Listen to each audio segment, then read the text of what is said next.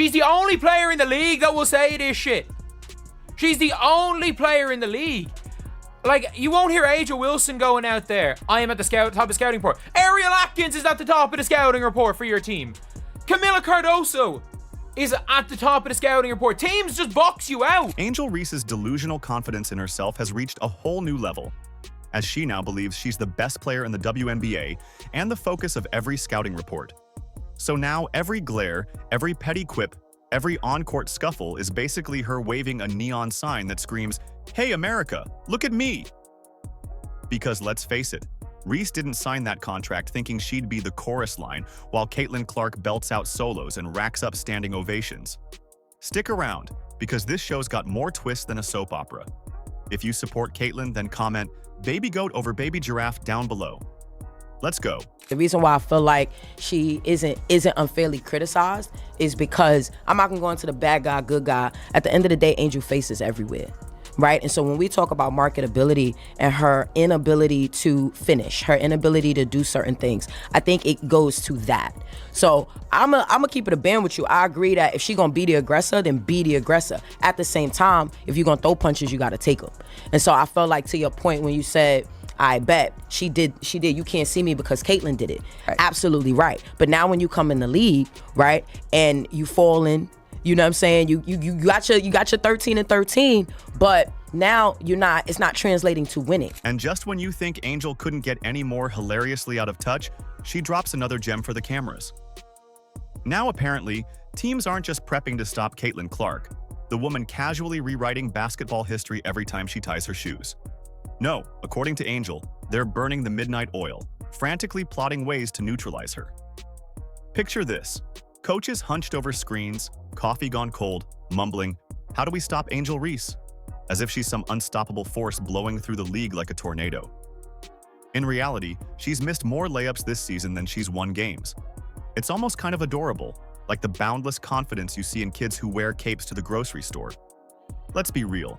If Angel's name is on the scouting report, it probably says, "Watch for the dramatics," not "triple team immediately." If Angel Reese was someone who ever held her tongue and was someone who had been a no comment machine in the past, someone who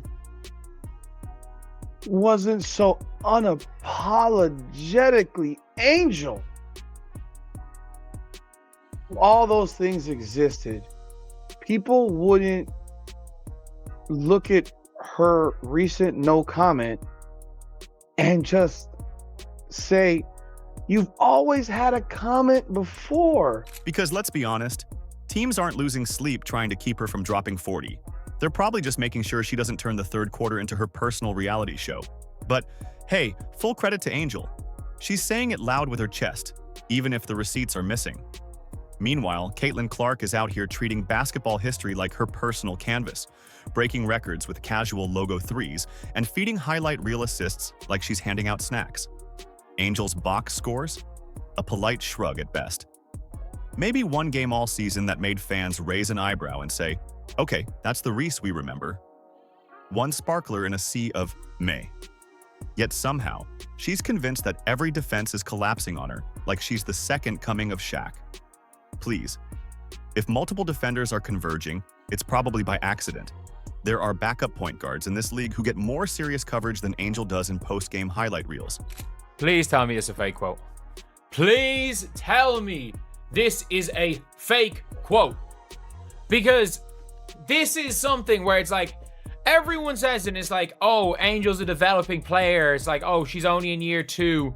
Why is everyone like going at Angel Reese and all this stuff?" And, you know, "Oh, people can't stop talking about Angel Reese." And it only gets funnier when you imagine coaches wasting practice hours on how to slow her down when half the time she's busy bricking shots off the backboard all by herself. This isn't some hot rivalry anymore, it's rerun TV. Caitlin didn't just take the spotlight and run. She packed it up in her duffel and left the building. She's not even competing with Angel at this point. She's busy challenging history books. Meanwhile, Angel is still battling her own stat sheet, and spoiler alert, she's losing. But I will say Angel Reese, Ronnie and I have debated it on the program.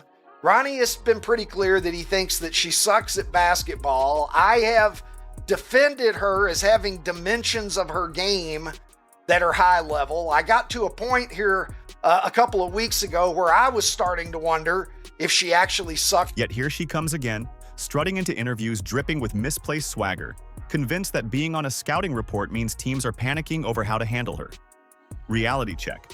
If she's being scouted, it's to make sure she doesn't rack up techs or start her own half-court drama series. Gotta admire the hustle, though. Angel's turned solidly average performances into the stuff of legend, at least in her own mind. It's like watching someone airball 5 free throws and then beam at the crowd, asking if they captured the magic on camera. Angel's basically standing in the middle of a cafeteria food fight, shouting, "Look, I started a revolution."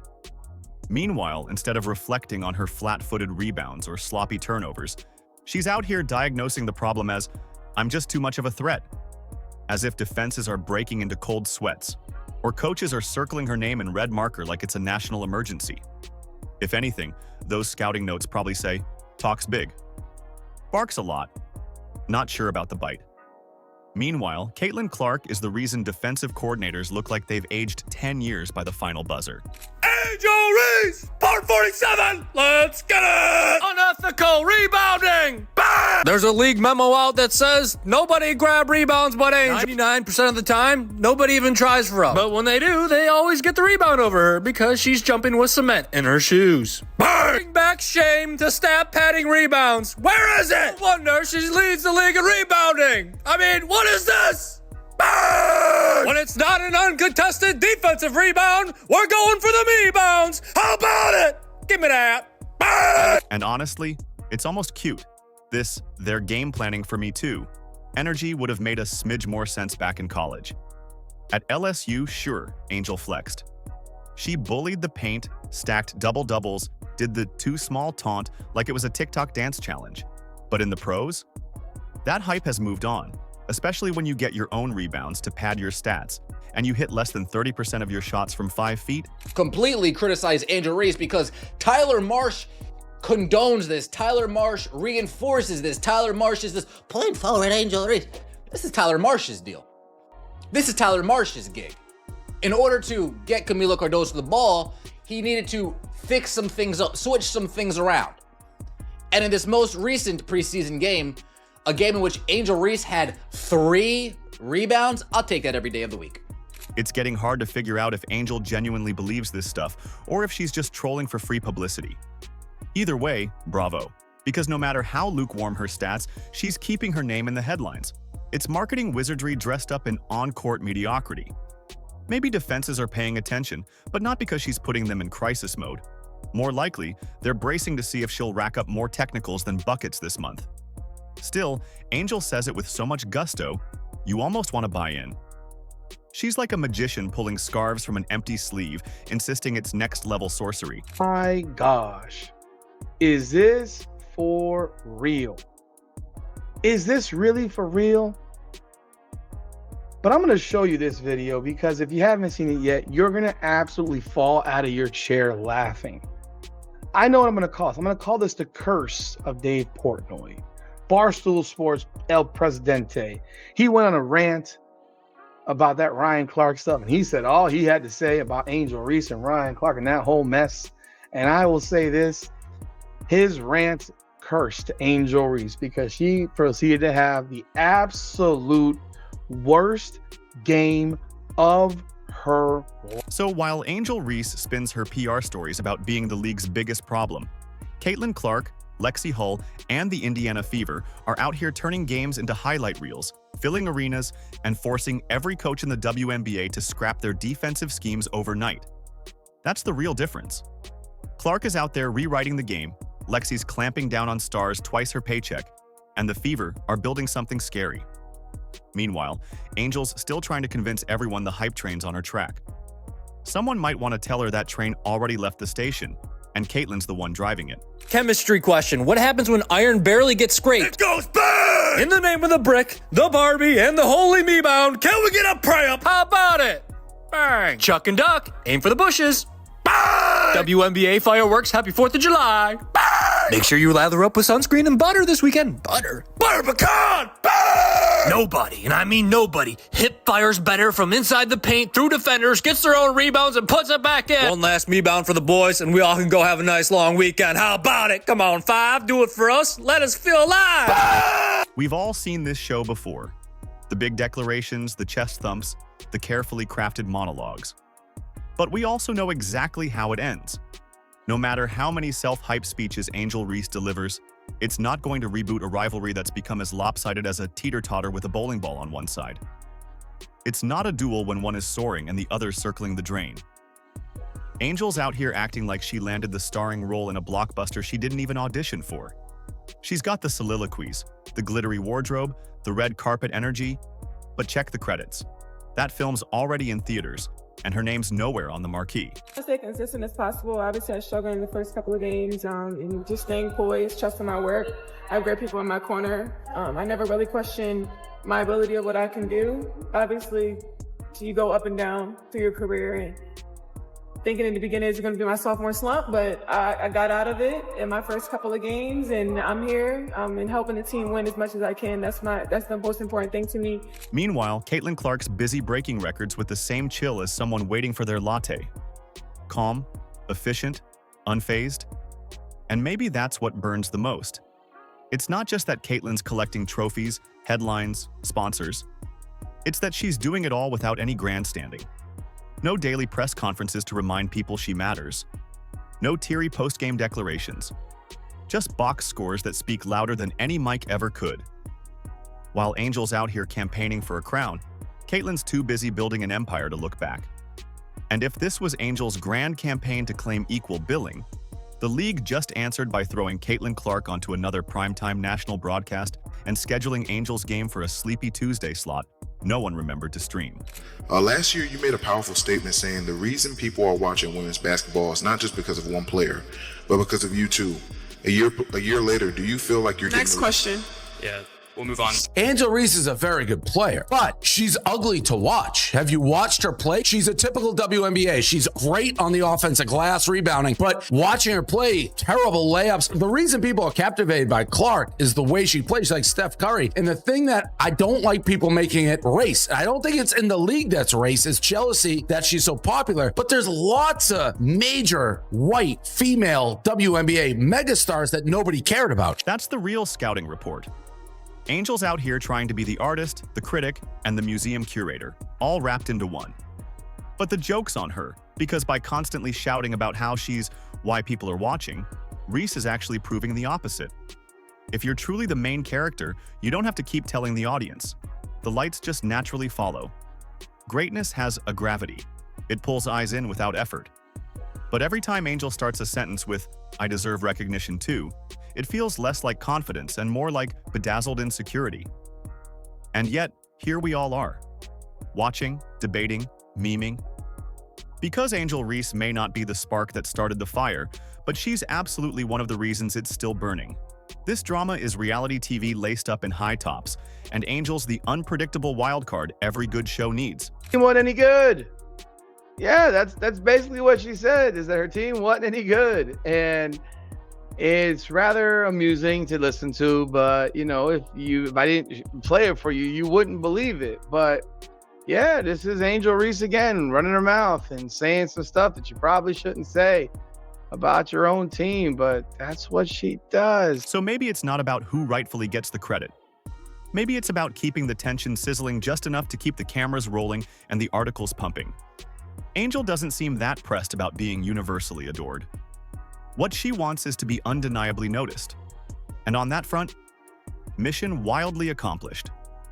She drops a soundbite, and whether you rolled your eyes, snorted, or typed up a long-winded comment from your couch, she won. We're all here talking because Angel understands a simple marketing truth. If you can't be the headline, be the reason the headline exists. And right now, that's exactly her lane, loud and glittery as ever. The funniest part? Angel Reese probably does believe she and Caitlin Clark are co-pilots steering the WNBA hype jet together. Like they both signed the same mega deal, split the spotlight 50-50, and are just cruising along side by side. As if Nike, ESPN, and every sponsor out there don't have Caitlin Clark's face laminated on a Save Women's Sports folder. Angel wants to sell this fairy tale that she's riding shotgun on this rocket. And yes, she's a big name in her own right, but when it comes to pure gravitational pull, she's not drinking from the same marketing fire hose. She's catching droplets and calling it a tsunami. It's time to put the Caitlin Clark versus Angel Reese conversation behind us. Caitlin Clark is unanimously our Rookie of the Year, and eventually she'll be the best player in the WNBA. And Angel Reese? Well, she's in the WNBA. Angel Reese is shooting 43.8% from inside 5 feet this year on 274 attempts. Now, let's think about some things that are more likely to happen than Angel Reese making a shot from inside 5 feet. Shaquille O'Neal making a free throw. Diana Taurasi hitting a three. Patrick Mahomes going to the Super Bowl. We can argue this until we're blue in the face, but numbers don't. And the jealousy? It's about as subtle as a foghorn. Dressed up in faux swagger, stamped with, "just keeping it real." But everyone can smell it. It's the kind of envy that creeps in when you realize the so-called rival is the reason the cameras showed up in the first place. So what's Angel's strategy? Make sure to mention herself every chance she gets, in every quote, even if the question was about Caitlin's latest triple-double. It's like photobombing history with the world's loudest, "Hey, don't forget me." Meanwhile, Caitlin's just out here hooping, getting slammed to the hardwood, popping back up, and draining shots from 28 feet away, with a face that says she's more concerned about balancing her budget spreadsheet. She's not stirring the pot, she owns the pot. Angel, meanwhile, is busy tossing in extra hot sauce like it's a chili contest. There's something almost comical about how one-sided this rivalry really is. Caitlin's just focused on the next logo 3. Angel's out here with a 90-minute stand-up routine on why she deserves a bouquet. And she delivers it so passionately you almost forget the scoreboard until you check. Right here, man, released talking about Chicago Sky coach sends strong Angel Reese message after loss to Indiana Fever, right? So let's read what it says here. Chicago's loss to the Fever forced them to 2-5 on the season. They were finally gaining traction, winning back-to-back games against the Dallas Wings before they faced off against the Fever. After the loss to Indiana, Chicago Sky head coach Tyler Marsh responded to a question on Angel Reese's struggles, finishing the game against the Fever with 4 points, 12 rebounds, 2 assists. Marsh mentioned that he doesn't believe Reese struggled to make an impact against the Fever despite shooting 28.6% from the field. But look, this isn't pure slander. Angel absolutely brings value. That's what makes the whole spectacle so entertaining. And the media, they're feasting like it's an all-you-can-eat buffet. Every time Angel drops a quote, a fresh headline's born. Reese sounds off, Reese claps back, Reese throws subtle shade. It's content on a silver platter, and we all keep slicing in for more. Even the league's playing along perfectly. WNBA marketing has Caitlin's face on everything from soda cups to foam fingers, while simultaneously slotting Angel into every spicy mic opportunity they can. It's genius. Caitlin's the clean-cut golden goose, Angel's the shade-throwing goose who keeps the internet buzzing. It's TV gold. It's also a tiny bit sad if you peek under the hood and realize Angel's trying so hard to reshape a narrative that was never really about her. I'll look back in 20 years and be like, yeah, the reason why we watching women's basketball is not just because of one person. It's because of me too, and I want y'all to realize that. Like, it's not just because of one person. A lot of us have done so much for this game. And you can feel the tension crackling. The more fans chant for Caitlin, the more Angel seems determined to shout, "Hey, don't overlook me." She craves that MVP chant, that feature segment, that #1 selling jersey moment. And weirdly, it's sort of working. Even if fans aren't chanting her name, they're typing it, debating it, clicking it. But here's the kicker she probably doesn't want to hear. The more she tries to wedge herself into the reason people are watching, the clearer it becomes that they weren't watching for her in the first place. It's giving please clap vibes. Like throwing your own birthday bash and getting salty when everyone shows up with presents for your sister. Instead of staking her brand on her actual skills, she's clinging to the belief that she's entitled to share someone else's spotlight. She wants half the glow without matching the wattage. She's not asking to be praised for her brilliance, she's demanding to be credited for Caitlin's.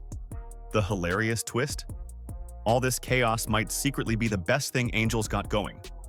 If she'd just lean all the way into being the league's ultimate heel, stop pretending the crowd owes her cheers and embrace her role as the resident pot stirrer. She'd be unstoppable. Maybe that is her real legacy, because whether you root for her or against her, Angel Reese is delivering exactly what the WNBA needs: tension, drama, comedy, and a side of hold my earrings energy. If you support Caitlyn, then comment baby goat over baby giraffe down below. Like, subscribe, and turn on all notifications so you never miss out. Click the video on the screen, and we will see you in the next one.